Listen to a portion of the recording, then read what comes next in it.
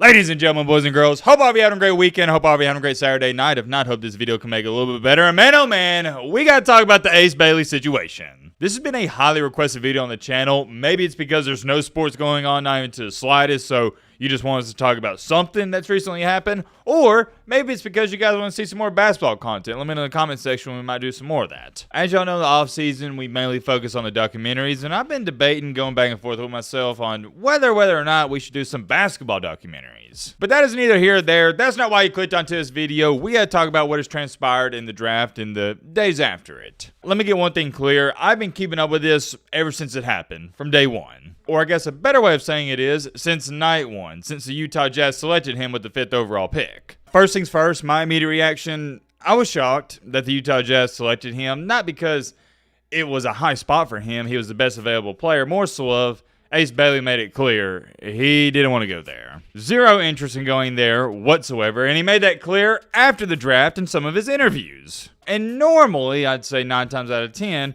when a player is hinting at you, and not just hinting in this case and scenario, they're telling you, yeah, I don't want to go there, I don't want to play for you, they're not going to go after you. But the good old Utah Jazz is like, we don't care, buddy. You're coming here whether you like it or not. We're getting the best player. Do I blame the Jazz for taking him? No, not even to the slightest. We'll come back to that a little later in this video. I need to throw this in there as well. I'm a big-time college basketball fan, and I was keeping up with Ace Bailey and Dylan Harper before they even got to Rutgers. And it was funny because after the draft, I saw a lot of people tweeting out saying, how in the world did Rutgers not even make the NCAA tournament? Why were they so bad? They had 2 players on the team that got drafted in the first 5 picks. It's a great question, but I can tell you this much to make a long story short. I watched almost every single one of Rutgers games that was on national television. That's all they had. Dylan Harper and Ace Bailey, and zero defense. And I'll vouch for the kid. He's been getting criticized so much about his decision to not work out for the Sixers and not being excited to go to the Utah Jazz.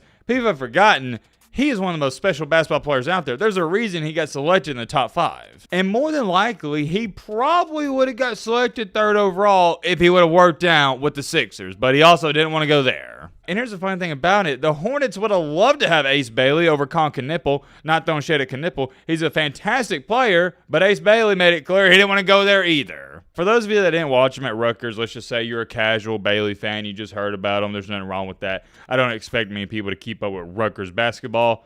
The dude is one of the best young shot makers I've ever seen at the collegiate level, or he was at the collegiate level. The first couple of games I watched him at Rutgers, I was like, yep, NBA talent, mark it in the book, he's going top 10, period, the end. It is just so easy for me to see NBA talent like that, and the same thing goes for Dylan Harper. They just move differently. What makes Bailey so lethal is his size. He's so tall, he can see over defenders, and if he gets his eyes on the rim, he actually thinks it's a great shot, and to him it is, and he's a great shooter. There was a little debate going on, even heading into the draft. Who would you take, Edgecombe, the guard from Baylor, or Ace Bailey? To me, I don't want to say it's 1A, 1B. I would right now give the slight edge to Bailey just because he's a better shooter. Edgecombe is nothing short of a ferocious beast. You want a slasher, look no farther than him. He'll improve his shooting. I'm not too worried about that. But Bailey has more of that modern style of the NBA game, at least to me. But you can't go wrong with Edgecombe because he's so athletic. Anyways, I digress. Let's get into this Ace Bailey stuff. Like we've already established, Ace Bailey did not want to go to the Utah Jazz. There was only a few teams he was even interested in going to, which meant him and his agent, Omar Cooper, which is an entirely different video for a different day. I don't know why he's with them, but I'm not even going to get into all that. Don't get me started. If you don't know who Omar Cooper is, that's Sharif Cooper's dad. He's been getting a lot of backlash for how he's been handling this. And by the way, I think that's what more people should be talking about.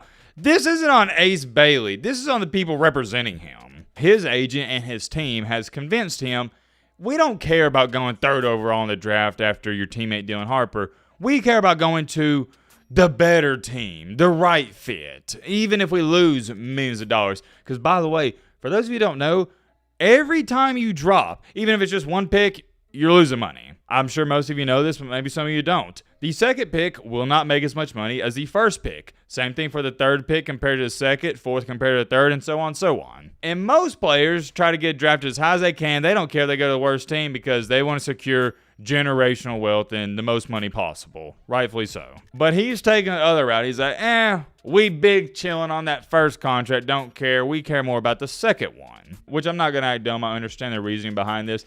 And I do kind of want to take up for Ace Bailey a little bit. He's not the only player who has tried to maneuver his way and steer clear of teams he wasn't too fond of. Kobe Bryant, let me remind you, one of everybody's favorite players. He did the same thing. Y'all remember Eli Manning? I'm drawing a blank. I'm not going to look it up because it really doesn't matter. But what was the team that he refused to play for? I can't even remember. Wasn't it the Chargers or something like that? I think it was. And that's why I'm kind of shocked this is as big as a deal as it is, because we've seen this before multiple times. He's not the first guy that's ever done this, and he's most certainly not going to be the last.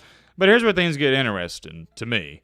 He really doesn't have a choice, because the Jazz, they're not going to trade him. And I know the past couple of days you've heard people say, oh, well, he may hold out. He ain't holding out. That's ridiculous. I've never believed that for a split second. He not holding out. He going to play for the Jazz whether they like it or not, at least. That's what I'm thinking. Here's where things get even more fascinating to me. He told the Jazz before the draft, number one, he didn't work out with them. Number two, there was only a couple of teams he was interested in, and the Jazz were not one of them. Which means they know he does not want to be there. Why does that matter? Why is it important? Ladies and gentlemen, boys and girls, is that not a weird dynamic to you? That would be the equivalent of you telling a girl, yeah, I don't like you, I'm not interested in dating you, and y'all date down the road. She's going to think about that for weeks, months, if not years. It's always going to be in the back of her mind. Wait a minute. He doesn't actually really like me. He's dating me just because he wants attention, he's lonely, something like that. So here's what I'm looking for, and it's what I'm paying attention to. Will Ace Bailey get over all this? If you didn't see it, when the draft was over, Walter Clayton Jr., the Jazz's other pick, he flew out to Utah. Ace Bailey did not, which is not mandatory. He doesn't have to do that. He probably went back home, spent the night with his family. But a lot of times, these picks, they go straight there. They get on the fancy private jet. It's a cool experience, yada, yada, yada, all that nice stuff. Walton Clayton Jr., he did that. But, and I have a big but, if he didn't show up by Monday, we got some problems. Because that is when, what do they call it, the preseason summer league practices, they begin, and he has to be there. Well, guess what? We got a new update, and we do not have to wonder. Ace Bailey on Saturday officially arrived in Utah. Clap it up for the young man. Clap it up.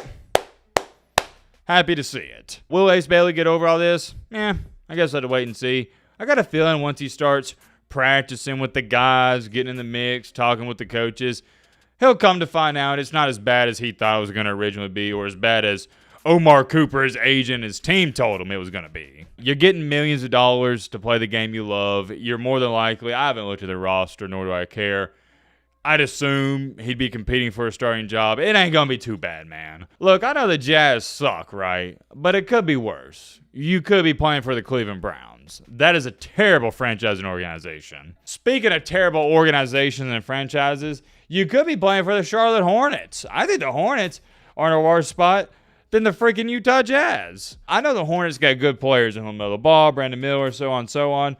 But they're always going to find a way to screw it up. They're never going to compete for a championship or even sniff it. I'm not saying the Jazz are either, but it's more so the Charlotte Hornets. I just wouldn't want to be there. There is one thing I know for sure, though. Most, I'd say, fans out there, basketball fans, they don't really like how Ace Bailey's handling all this, and he's already gotten on their bad side. So he's going to be receiving a ton of criticism. Oh, my goodness. I just thought about this. Can you imagine if he goes out there his first couple games and lays an egg? Whew, it's going to be ugly. For example, if Cooper Flagg or Dylan Harper goes out here struggles in the first 10 games, nobody's going to say anything about it. Not going to be a big deal. Everyone's going to say, yeah, well, they're a rookie. It happens. But with Ace Bailey handling this situation the way he did, a lot of people feel like he's got an ego, thinks he's too good for certain teams. They're going to be holding him, believe it or not, to a higher standard than Cooper Flagg and Dylan Harper. People are so ready to throw this young man to the fire, so he better go out there and ball out. All in all, how do I view him handling this situation? Of course, I think he could have handled it better, but I'm not going to fault the man too much for trying to steer clear of bad teams and franchises that he doesn't want to go to. Many more things I could say. We'll end it off here. I'm curious. I want to know your thoughts down below. But